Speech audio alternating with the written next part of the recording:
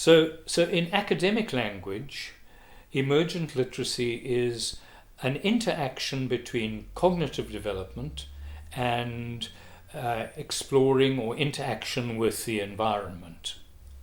But what do we mean by this? I mean, it sounds very complicated. Cognitive development simply means how the brain develops and grows.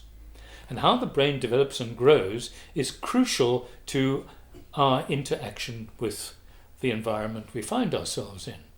Babies, when they're born, are born into a confusing world of light and sound and colour and taste and touch and all sorts of things. And how do they understand it? They can only understand it in terms of the information that comes into their brains through what? Their 5 senses. That's all they've got. They have no language, they've got no frame of reference, they've got their 5 senses.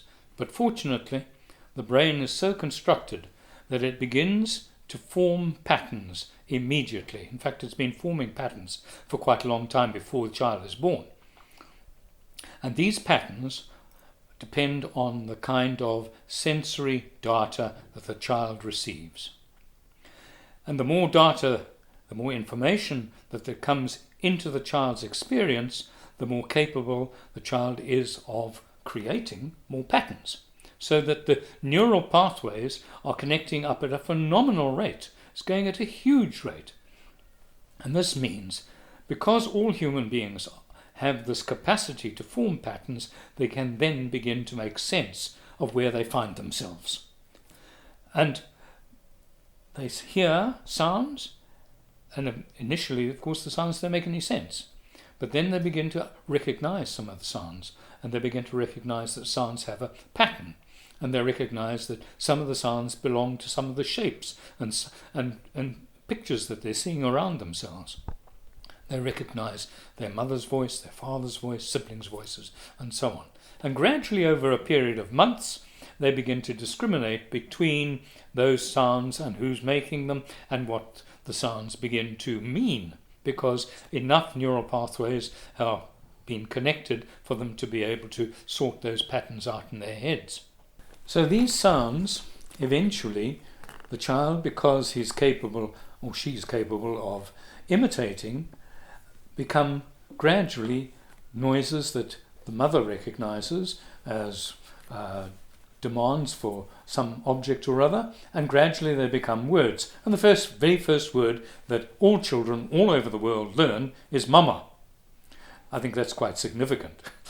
In the meantime, of course, the child is building up a repertoire of sounds which turn into utterances, which gradually turn into words that others can understand, and these gradually develop into statements or sentences, as we might call them very loosely in an unacademic way.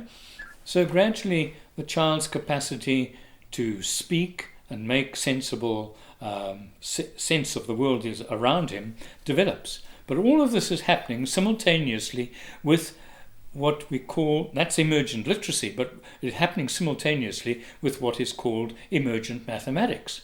Because as the child is learning words and ideas and learning to express them, many of those ideas are mathematically based, like how big, how small, how high, how low, how heavy, how light. And these things are happening in an undifferentiated way. In other words, the child doesn't make a distinction between what adults would call language and mathematics. Those are artificial but convenient discriminations that adults have got. All aspects of language are interrelated. Speaking, listening, reading, writing, and the perception of objects around one in the real world. These things are all interrelated.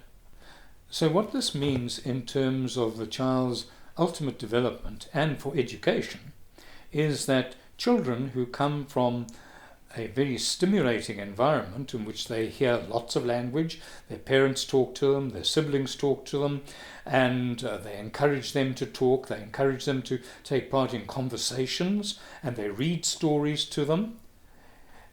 This is very important in developing the child's language capacity and receptivity to more language.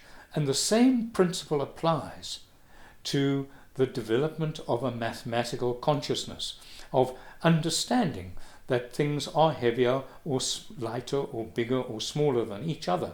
Now, children who come from an environment, a family environment, in which they are included in all the business of the family, like the mother will encourage the children to help her in the kitchen make a cake or something like that, where there's a lot of measuring and weights and measures are used. Children who come from that kind of environment will be at a huge advantage when they get to schools where it's suddenly expected that they know about these things. And compare that with a child who comes from an environment where, as happens in most cases in South Africa, there is very little parental involvement, and children are most often ignored and they're not encouraged to express themselves. So they don't learn to express themselves, they don't learn about language and exploring language and using language to explore the world, nor do they learn about how mathematics is really part of everyday life.